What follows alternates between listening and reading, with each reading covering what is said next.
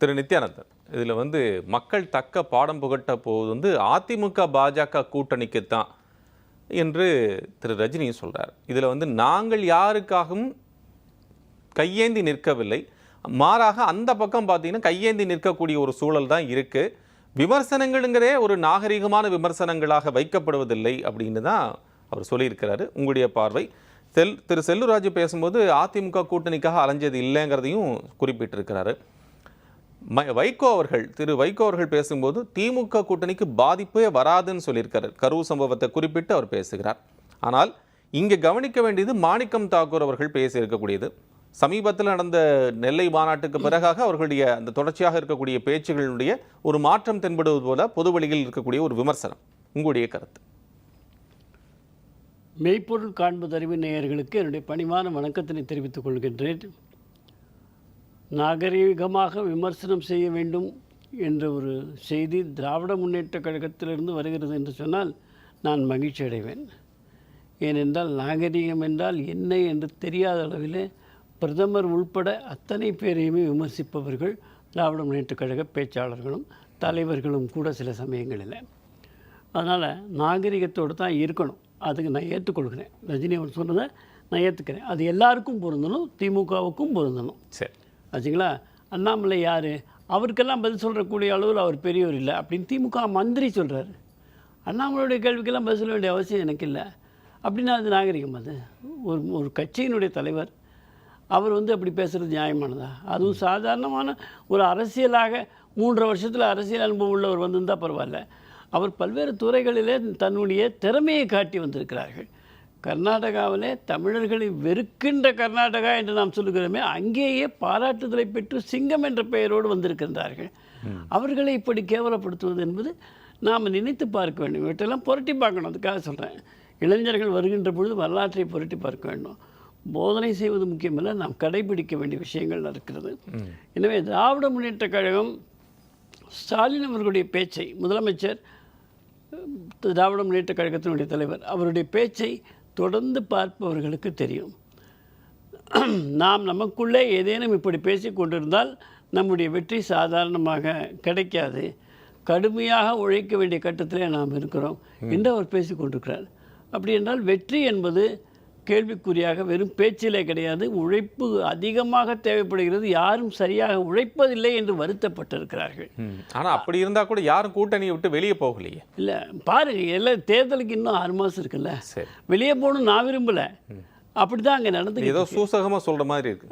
அது சூசகம்னா நான் சொல்லலை. காங்கிரஸினுடைய மேலிட தலைவர் சொல்லிட்டு போனால் 125 இடம் கேட்போம், 117 ஃபோக்கஸ் பண்ணுவோம். ஆமாம், தமிழகத்தினுடைய பொறுப்பாளர், சாதாரண ஆள் இல்லை. அவர் 125 இடத்துல நாங்கள் சீட்டு கேட்போம். எப்படி 234 125 அவங்களுக்கு கொடுத்து திமுக என்ன பண்ணும், மற்ற கூட்டணி கட்சி என்ன பண்ணும்? அதையும் தாங்கி கொண்டு தான் ஆக வேண்டும் திமுக. ஏதோ யாரும் ஒன்றும் சொல்லவில்லை என்று எடுத்துக்கொள்ளக்கூடாது. விசிக கொடுக்கின்ற தலைவலி முதல்வருக்கு தாங்க முடியவில்லை. அவர்களும் அதிக இடம் வேண்டும் என்று, கம்யூனிஸ்ட் அதிக இடம் வேண்டும் என்று கேட்கிறார்கள். இவற்றையெல்லாம் நாம் தீர்மானம் போட்டிருக்காரு, காத்துக்கொண்டு அதெல்லாம் பார்த்து கொண்டு தான் இருக்கிறோம். அது மட்டும் இல்லாமல் ஒருபடி மேலாக சென்று இங்கே இருக்கக்கூடிய பாராளுமன்ற உறுப்பினர் மாணிக் தாக்கூர் எங்களை அலட்சியப்படுத்திவிட்டு திமுக முதலமைச்சர் ஆக முடியாது என்று சொல்லியிருக்கிறார்கள். அப்போ அதுக்கு பேர் என்ன? கூட்டணியா? அது மொத்தமாக மன நிறைவோடு இருக்கக்கூடிய கூட்டணியாக இருந்தால் இப்படிப்பட்ட காங்கிரஸ் அவங்களுடைய கட்சி சார்ந்திருக்கூடிய விஷயங்களை பேசுகின்ற போது அப்படி அந்த கட்சியை ஊக்குவிக்கப்படுத்துவது, தொண்டர்களை ஊக்குவிக்கப்படுத்துவதற்காக அப்படி சொல்கிறார் என்று ரஜினி சொல்றார். அப்போ கூட்டணி கட்சியினுடைய முதல்வராக இருக்கக்கூடியவர்களுக்கு வேலை செய்வதற்கான எண்ணம் காங்கிரஸுக்கு வருமா? இப்படி பேசினா ஓட் டிரான்ஸ்ஃபர் நடக்குமா? இல்லை, திரு செல்வ பெருந்தகை மிக இணக்கமாகத்தான் இருக்கிறார். திரு ஸ்டாலின் அவர்களுடன் செல்வ பெருந்தகை மிக இணக்கமாக இருக்கிறார். நாங்கள் எந்த விதமான அப்ஜெக்ஷனும் எங்களுக்கு இல்லை, பிரச்சனையே இல்லை, நாங்கள் திமுக கூட்டணியில். என்னை பொறுத்தவரை மாநில தலைவர் பெரிதா, மேலிருந்து வரக்கூடிய மேலிட பார்வையாளர் பெரிதா என்றால் அமைப்பு ரீதியாக மேலிட பார்வையாளர் தான். அவருடைய கருத்து தான் முக்கியத்துவம் வாய்ந்தது. செல்வ பெருந்தகை நாளை கூட மாற்றப்படலாம். அதனால் ஒரு அகில இந்திய கட்சியிலே மாநில தலைவர் எப்பொழுது மாற்றப்படுவார்கள் என்று சொல்ல முடியாது. அது எந்த அகில இந்திய கட்சியாக இருந்தாலும் சரி, அந்த அளவில் தான் இருக்கிறது. அதனால் திமுக ஏதோ பரிசுத்தமாக அவர்கள் முழுமையாக கூட்டணியே இல்லை என்றாலும் கூட வெற்றி பெறுவோம் என்ற மமதையிலே இருந்தார்கள் என்று சொன்னால், கடந்த முறை இவ்வளவு வலுவான கூட்டணி வைத்து கொண்டு கூட அவர்கள் வெற்றி பெற்றது எத்தனை விழுக்காட்டில் என்பதை நினைத்து பார்க்க வேண்டும். 5 விழுக்காட்டுகளுக்கும் குறைவு. எதனால்?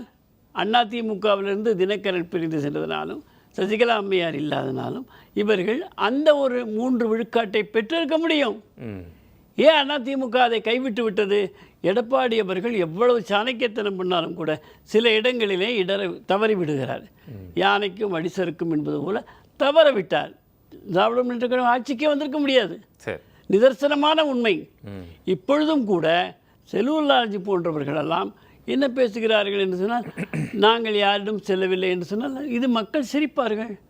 அது அப்படியெல்லாம் பேசக்கூடாது. கூட்டணி கட்சியில் இருந்தாலும் கூட நாங்களும் ஐஜேகேயும் கூட தேசிய ஜனநாயக கூட்டணியில் தான் இருக்குது. எங்களுடைய கூட்டணி கட்சி தான் அதிமுக. அந்த தலைவர்கள் சற்று நாவடக்கி கொண்டு பேச வேண்டும். எல்லாவற்றையும் நாங்கள் யார் கையும் ஏந்தவில்லை. எங்க கிட்ட கூட்டணிக்காக வந்தா நாங்க அவங்கள தூக்கி வச்சு கொண்டாடுவோம், எங்க காதை கடிச்சா காலில் தூக்கி போட்டு மிதிப்போம் அப்படின்னு திரு செல்லூர் ராஜு அவர்கள் சொல்லுவார். அது மட்டும் இல்லை, நாங்கள் யாரிடமும் கேட்கல அப்படின்னு சொன்னால் அப்போ நீங்கள் தனியாக நிற்க வேண்டியது. இன்னமும் நீங்கள் அந்த முழு விழுக்காட்டில் தோற்றது உங்களுக்கு படிப்பினை கிடைக்கவில்லை என்று சொன்னால் அது தமிழகத்தினோட துர்பாக்கியம். கூட்டணிக்காக அலைஞ்சது இல்லைங்கிறார். டெல்லியில் போய் யார் கூட்டணி பேசுனது? அதெல்லாம் ஒரு கூட்டணி கட்சின்னு நம்ம கேட்கக்கூடாது. ஆனாலும் நீங்கள் கேள்வி கேட்டீங்கிறதுனால செல்லூர் ராஜுக்காக சொல்கிறேன், நான் தவறுன்னு சொல்லலை. எடப்பாடி அவர்கள் டெல்லி சென்று கூட்டணி அமைத்தார் என்றால் திராவிட முன்னேற்ற கழகத்தை வீழ்த்த வேண்டும் என்ற உயரிய நோக்கத்துக்காகத்தான் சென்றிருக்கிறார். அவரை நான் பாராட்டுகிறேன். கடந்த முறை கதவு திறந்திருக்கிறது, ஜன்னல் திறந்திருக்கிறது, எப்பொழுது வேண்டுமானாலும் நீங்கள் எங்களோடு பேச்சுவார்த்தை நடத்தலாம், கூட்டணிக்கு தயாராக இருக்கிறோம் என்று பாரதிய ஜனதா கட்சி சொன்னது. ஆனால் இவர்கள் நிராகரித்து விட்டார்கள். இந்த முறை இவர்களே டெல்லிக்கு சென்று பேசியிருக்கிறார் என்றால் திராவிட முன்னேற்ற கழகம் தமிழகத்திற்கு ஏற்படுத்தக்கூடிய ஆபத்தை புரிந்து கொண்டிருக்கின்றார்கள். மக்கள் படும் துயரத்தை புரிந்து கொண்டிருக்கின்றார்கள். காங்கிரஸிற்கும் அது இருக்கிறது, பிசிகாவுக்கும் அது இருக்கிறது, கம்யூனிஸ்டுக்கும் அது இருக்கிறது. ஆனால் திரு வைகோ அவர்கள் சொல்றாங்க திமுக கூட்டணிக்கு எந்த பாதிப்பும் வராதுன்னு சொல்றாரு. அவ்வளோ பெரிய ஒரு டால் லீடர், நீண்ட கால ஒரு பார்லிமெண்டரியன், அவர் சொல்றாரு இவ்வளோ இதெல்லாம் எதுவுமே வராதுங்க, வி ஸ்டாண்ட் பை டிஎம்கே கூட்டணி அலையன்ஸ்னு சொல்றாரு. ஒரு பாதிப்பும் வராது. ஏன்னா ஒரு கட்சியை வெற்றிகரமாக நடத்திட்டு போய் அந்த கட்சியில் காலங்காலமாக இவரோடையே இருக்கக்கூடிய மல்லை சத்யா போன்றவர்களுக்கு கூட அவர்களால் கட்சியில் வைத்துக்கொள்ள முடியாமல் தங்களுடைய மகனுக்காக மதிமுக பக்கம் இப்போ பேசுறதுக்கு யாரும் இங்கே இல்லாதனால நீங்கள் வந்து அவர் ஏன் அப்படி சிந்திக்கிறார், அவரே சொல்கிறாருங்கிறதுக்காக நான் அந்த அவர் ஏன் அப்படி சொல்கிறாருங்கிறதுக்காக சொல்கிறேன். ஏனென்றால் அவருக்கு அக்கறை இல்லை. அவருடைய வயது ஆகிவிட்டது, அவருடைய அரசியல் முடிந்து விட்டதுலவா, 80 வயசுக்கு மேலாகுது. அப்போது நம்ம என்ன பண்ண முடியும்? அவர்கிட்ட அவ்வளோதான் எதிர்பார்க்க முடியும். அது அவரை குறைவாக மதிப்பிடுறதுக்காக சொல்ல. வீட்டில் ஒரு பெரியவங்க இருந்தாங்கன்னா 80 வயசுக்கு மேலே இருக்கவங்க ஏதாவது பேசிட்டு தான் இருப்பாங்க. அப்படி தான் வைகோ எதையோ பேசிகிட்டு இருப்பார். ஒரு பாதிப்பும் இல்லை. பாதிக்கிறது யாருக்கு? ராத்திரி தூங்குனா எனக்கு தூக்கம் வர மாட்டேங்குது, காலையில் எவன் எந்த பிரச்சனையை கொண்டு வருவானோ அப்படின்னு முதலமைச்சர் கவலைப்படுறாருன்னா பாதிப்பு அவர் உணர்றாரு. எனவே அந்த முதலமைச்சருக்கு இருக்கக்கூடிய கவலை வைகோவால் பகிர்ந்து எடுத்துக்கொள்ள முடியவில்லை. காங்கிரஸ் கட்சியினுடைய எம்பி மாணிக்கம் தாக்கூர் சொல்வதை எப்படி புரிந்து கொள்ள வேண்டியது நினைக்கிறீங்க சொல்றீங்க? இதில் ஒரு சிறிய ரீடிங் பிட்வீன் தி லைன்ஸ் என்று சொல்வார்கள். அதில் பல பொருள் அடங்கி இருக்கிறது. விஜய் என்பவர் புதிதாக கட்சி ஆரம்பித்திருக்கிறார். அவர் ராகுல் காந்தியை சந்திப்பார். காங்கிரஸ் தலைவர்கள் அவரோடு தொடர்பில் தான் இருந்து கொண்டிருக்கிறார்கள். விஜய்க்கு ஏதாவது உறுதிப்படுத்தப்பட்டதா? இதெல்லாம் உறுதிப்படுத்தப்பட்டதா நீங்க சொல்லதா?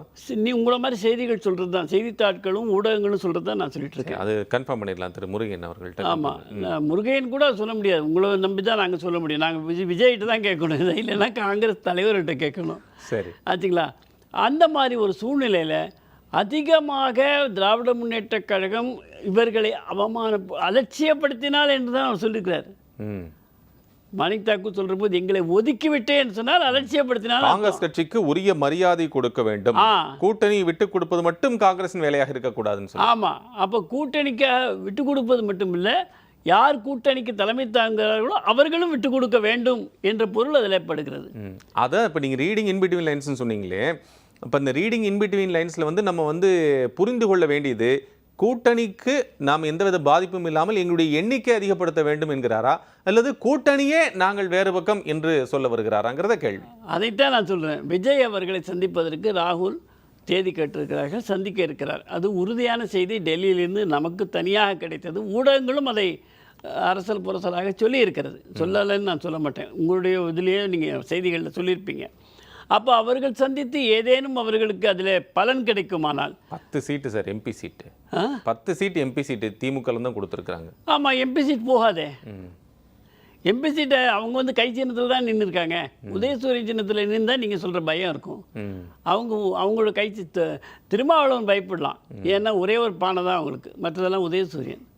அந்த மாதிரி காங்கிரஸ் கை சின்னத்தில் தான் நின்று இருக்கு. காங்கிரஸ் எம்பிக்கள் தான் அவங்க, திமுக கூட்டணியில் உள்ள காங்கிரஸ் எம்பிக்கள். கேட்டோம் திரு முருகையன், கூட்டணி இல்லாமல் இதுவரை 67 உள்பட திமுக வெற்றி பெற்றதாக ஒரு முறை அவர் சொன்னார். எனக்கு என்னுடைய நினைவு சரியாக இருக்குமானால் ஒரு தேர்தலில் கூட தனியாக சந்தித்தது கிடையாது. ஜெயலலிதா அம்மையார் தனியாக நின்று வெற்றி பெற்றிருக்க, எம்ஜிஆரை காட்டிலும் அதிகமான இடங்களை. அதுக்கு காரணம் என்னன்னா, இந்த மாதிரி தனித்தனி சின்ன சின்ன கட்சிகளுக்கு இரட்டை இலை சின்னத்தை கொடுத்தார்கள். திமுகவும் அதை தான் செஞ்சது.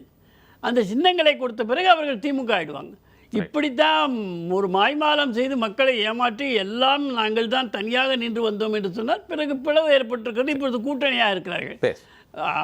இந்திய ஜனநாயக கட்சியை பொறுத்தவரையில் திராவிட முன்னேற்றக் கழகம் அகற்றப்பட வேண்டும். அதற்கு யாரெல்லாம் தோள் கொடுக்கிறார்களோ அவர்களோடு சேர்ந்து மோடி அவர்களுடைய தலைமையில், அதாவது அமித்ஷா அவர்கள் தலைமையிலும் இங்கே எடப்பாடி அவர்கள் தலைமையிலும் திமுகவை அப்புறப்படுத்துவதற்கு முழுமையாக ஒத்துழைக்க வேண்டும் என்று நான் கேட்டுக் கொடுக்கிறேன். கடந்த தேர்தலில் நான் ஒரே ஒரு பானை சோற்றுக்கு ஒரு சோறு பதம் என்பதாக சொல்கிறேன். முருகையன் அவர்கள் நீண்ட காலமாக ஜனதா கட்சியிலிருந்து நாங்கள் ஒன்றாக செயல்பட்டவர்கள். அவருடைய நேர்மைத்தன்மை, அவர் மனத்தாங்கல் கொட்டி விட்டார். நாங்கள் ஏமாற்றப்பட்டு விட்டோம் என்று அவர் சொன்னது உண்மை அல்லவா? 100க்கு 100 உண்மை. அப்போ எவ்வளோ மனம் புழுங்கி இருந்தால் அதை அவர் பேசுவார். டெல்லி ஏற்றுக்கலை, அதை நாங்கள் ஏற்றுக்கிறோம். எங்களோட தலைவர்கள் என்ன சொல்கிறாரோ அதை ஏற்றுக்கிறோம். அண்ணாமலை அவர்கள் சொன்னாங்க, நான் தலைவராக இருக்கின்ற வரை எடப்பாடி தலைமையை நான் ஏற்றுக்கொள்ள மாட்டேன்னு சொன்னார். அப்போ அவர் தலைமையை மாற்றினாங்க. எடப்பாடி தலைமையை அமித்ஷா சொன்ன உடனே அண்ணாமலை இன்றைக்கு பிரச்சாரம் செய்கிறார். முதலமைச்சரே எடப்பாடி பழனிசாமி முதலமைச்சராக. அது கட்சி கட்டுப்பாடு. அதைத்தான் முருகையனும் சொன்னார், கட்சி கட்டுப்பட்டவன் நான், ஆனால் என்னுடைய நிலைமை வேற. அண்ணாமலை எப்படி சொன்னாரோ அப்படித்தான் இவரும் சொல்றாரு. நான் பாராட்டுறேன். மனப்புழுங்கத்தை வெளியிடுறாங்க. இப்போ வந்து மாணிக் தாக்கூர் சொன்னது அதுதான். அவர்கள் அந்த ஸ்ட்ராங்கான ஒரு ஸ்டேட்மெண்ட் அங்கே இருக்குல்ல திரு நித்யானந்தம், அந்த இடத்துல முதலமைச்சர் ஆக முடியாது, முன்னாள் முதலமைச்சர் ஆயிடுவீங்கன்னு அவர் சொல்றாரு இல்லையா? அந்த ஸ்டேட்மெண்ட்டை தான் நம்ம ரொம்ப அது வேலிட் ஸ்டேட்மெண்ட்டாக இருக்கான்னு பார்க்க வேண்டியிருக்குன்னு இருக்கு. ஏன்னா நம்ம இடையில பேசிகிட்டு இருந்தோம், இதுக்கு முன்னால் அதிமுக திமுக இது 2 தான் போட்டி. தமிழ்நாடு என்று எடுத்தால் மிகப்பெரிய கட்சிகளாக சொல்ல வேண்டும் என்று சொன்னால் அதிமுக திமுக. அதை அவர்களே வேறு யாருக்கும் இந்த இடத்தை விட்டு கொடுக்க மாட்டோம் என்று சட்டமன்றத்திலேயே பங்காளிகள் என்று சொல்லி, ஒன்று நீ இருக்க வேண்டும் அல்லது நான் இருக்க வேண்டும் என்று ஏடிஎம் பிடிஎம் அவங்க 2 பேருமே தான் அப்போது சட்டமன்றத்தில். ஆனால் இன்றைக்கு 3வது வாசல் திறக்கப்பட்டிருக்கிறது. இன்னொரு ஆப்ஷன் வந்துருச்சு. ஆமாம், 3வது வாசல் விஜய் என்கின்ற வாசல் திறக்கப்பட்டிருக்கிறது. கூட்டம் அளவுக்கு கட்டுக்கடங்காத கூட்டம் கூடுகிறது. இவர்கள்லாம் வாக்காளர்களா? அவருக்கு நம்பிக்கை இல்லைன்றார். வாக்காளர்களா இல்லையா? இவர்கள் வாக்களிப்பார்களா? குறுக்கிடணும். ஒரு நிமிஷம் கொடுங்க, பேசுங்க. ஒன்றும் இல்லை, இன்னைக்கு அரசியலில் வந்து சிறுபான்மை ஓட்டுகளில் வந்து 18% ஒரு 5-6% பிரிப்பார் என்ற நம்பிக்கையில் பிஜேபியின் தூண்டுதலால் கட்சி ஆரம்பிக்கிறது தான் தாவேகா. அதுதான் என்னுடைய நம்பிக்கை. ஏன்னா இந்த சிறுபான்மை ஓட்டுகளை பிரிப்பதற்காக இன்னைக்கு கரூர் சம்பவத்துக்கு அப்புறம் அதனால தான் ஓடி ஓடி போய் தாங்குறாங்க. எங்க கொள்கை எதிரி வந்து பிஜேபின்னு சொல்றவங்க கட்சியை போய் தாங்கி பிடிச்சிட்டு பேச வேண்டிய அவசியம் என்ன இருக்கு? இல்லைங்களா? அப்படி இருக்கு. இன்னொன்னு 2024 தேர்தலில் நீங்க வந்து பிரதமர் மோடி தான், இந்தியாவுக்கு மோடி தான் பிரதமர் என்று பிரச்சாரம் செய்ய தயாராக இல்லாத எடப்பாடியை இப்பொழுது 2026 வந்து இவர் தான் முதலமைச்சர், எடப்பாடி தான் முதலமைச்சர்னு அமித்ஷாவும் மோடி வந்து பிரச்சாரம் செய்யறதுக்குன்னு அவங்க ஏமாளிகளா? இல்ல, அவர் தெளிவா சொல்லிட்டாங்க. முதல் எடப்பாடி பழனிசாமி தலைமையில் தான் தேர்தல் சொல்லிட்டாங்க. அது சும்மா தலைமையில் தேர்தல். அப்புறம் ஏங்க ஓபிஎஸ்ஸையும் டிடிவி தினகரனையும் அவங்களால ஒன்றும் செய்ய முடியும்னு நினைக்கிறீங்களா? அவங்க எப்படி வெளியே போனாங்க? அந்த ஓட்டு வங்கியை பிரிக்கிறதுக்கு தான். அந்த ஓட்டு வங்கி அவங்க தென் பகுதியில் மாவட்டங்களில் இருக்க ஓட்டு வங்கியை பிரிக்கிற வேலையெல்லாம் பிஜேபி தான் செய்கிறது. நீங்க திமுகவே மீண்டும் ஆட்சிக்கு வந்தா கூட பிஜேபிக்கு வருத்தம் இல்லைங்க. ஆனா எடப்பாடியை முதலமைச்சர் ஆக்க விட மாட்டார்கள் என்று நான் நம்புகிறேன். புது கணக்காக திமுகவுடைய நீ என்ன பிரதமர் சொல்லல, நான் ஒன்னும் முதலமைச்சர் சொல்ல மாட்டேன். சரி, திமுகவுடைய சிறுபான்மை வாக்குகளை பெறுவதற்காக ஏற்படுத்தப்பட்ட கட்சி, பாஜகவால் ஏற்படுத்தப்பட்ட கட்சி தான் விஜய் கட்சி என்று அவர் சொன்னார். இப்போ என்ன சொல்ல திருப்பியும் அதிமுக உடைய வாக்குகளை எல்லாம் பிரிப்பதற்காக தான் பிஜேபி ஓபிஎஸ் OPS நம்முடைய சசிகலா அம்மையார் இவங்களை எல்லாம் ஒதுக்கி வைத்திருக்காங்க. அதிமுக வாக்குகளை பிளந்தால் பாரதிய ஜனதா கட்சி கூட்டணி எப்படி ஜெயிக்கும்? என்டிஏ எப்படி ஜெயிக்கும்? 2 திராவிட கட்சியில ஒரு கட்சியை அழிக்க வேண்டும் என்பதுதான் பிஜேபி. அந்த கட்சி திமுக திமுகவை அழிக்க முடியாது, அது கொள்கை ரீதியான கட்சி என்பது அவர்களுக்கு தெரியும். ஆனா வந்து சொன்னது ஆர்பி உதயகுமார் அமைச்சர் ராட்சச பலமா இருக்குன்னு சொல்லிருக்காரு. அதே எப்படி நீங்க அழிப்பீங்க? நிறைவு செஞ்சோம். ஒரு நிமிஷம் அவர் முடிச்சிரட்டும். எடப்பாடி ஈஸியாக வீழ்த்தி விடலாம். எடப்பாடியை வைத்து அண்ணா அவர் நிறைவு வீழ்த்த வேண்டும் என்பது திட்டம். முருகன் அவர் பேசி நீங்க இப்படி முடிச்சு. பேச மாட்டீங்களே குறுக்கெல்லாம். சரி பேசுங்க. ஏன் உங்களுக்கு பிரச்சனை? அமித்ஷா அவர்கள் மிக தெளிவாக சொல்லியிருக்கார், பாராளுமன்றத்தில் கூட சொன்னார், திராவிட முன்னேற்ற கழகம் என்ற ஒரு மரத்தை வேரும் வேரடி மண்ணோடும் பிடுங்கி எறிய வேண்டும் அப்படின்னு சொல்லி உஸ் பேடுக்கோ உட்காடுக்கர் தேங்கன்னு சொல்லி அவர் பேசினார் இந்தியில். அந்த அளவிற்கு இன்றைக்கு ஒழிக்கப்பட வேண்டிய கட்சி, நாட்டுக்கு அவசியமில்லாத கட்சி, தொல்லை கொடுக்கின்ற கட்சி திராவிட முன்னேற்ற கழகம். என்னோட கருத்துங்க, அதில் யாருமே தலையிட முடியாது. ரெண்டாவது, விஜய் அவர்களை பற்றி கூட்டணியில் உள்ளவர்கள் ஒத்த கருத்தில் இருக்கிறார்கள் என்று சொன்னார்கள். எல்லாரும் விமர்சனம் பண்ணாங்க, விஜய் தான் குற்றம்னு. காங்கிரஸ் விஜய் குற்றம் என்று எங்காவது சொல்லியிருக்கா உங்கள் கூட்டணி கட்சியில்? விஜய் மீது குற்றம் சுமத்தவில்லை. சொல்லியிருக்கோம். இருங்க கொஞ்சம் இருங்க ஐயா, நிறைவு செஞ்சிடலாம். விசாரணை வந்ததுக்கு பிறகு தான் தெரியும்னு சொல்வீங்க, அவ்வளோதானே? அதனால் விஜய் குற்றம் செய்தார் என்று இவர்கள் சொல்லவில்லை. நான் என்ன கேட்குறேன், விஜய் அவர்கள் தனக்கு ஒதுக்கப்பட்ட நேரத்தில் எப்பொழுது வேண்டுமானாலும் வரலாம், பேசலாம். அவர் செய்தது அந்த ஒரு தவறு தான், சட்டத்தை மதிச்சது. 10 மணிக்கு மேலே அவர் பேசினா போலீஸ்காரங்க வந்து மைக்க பிடுங்கிடுவாங்க. இது எல்லா கட்சிக்கும் உண்டு, விஜய்க்கும் உண்டு. அப்போது அவர் கொடுக்கப்பட்ட நேரத்தில் தான் பேசினார். அவர் தாமதமாக வந்து பேசினார் என்று முதல்வர் உள்பட சொல்கிறார்கள். என்ன தாமதம்? 10 மணி வரைக்கும் அவருக்கு நேரம் இருக்கே. அதனால் இவைகளெல்லாம் பொய் மூட்டைகள், அவிழ்த்து விடுகிறார்கள். இந்த முறை மக்கள் ஏற்க மாட்டார்கள். காங்கிரஸே இப்பொழுது புழுங்கி கொண்டு ஏமாந்து விட்டோம் என்று சொல்லக்கூடிய அளவில் தான் திராவிட முன்னேற்ற கழக வரலாறுக்கு இந்த முறை மாற்றம் வரும். தெளிவாக சொல்லியிருக்காரு, மிக தெளிவாக சொல்லியிருக்கிறாரு. பாரதிய ஜனதா கட்சி கால் ஊன்றிவிடக் கூடாது என்பதிலே எல்லோரும் ஒற்றுமையா இருக்கிறார்கள். விஜய் உள்பட அதை சொல்லியிருக்காரு. அப்ப யாரோட மீட்டிங்? விஜய் இவங்களோட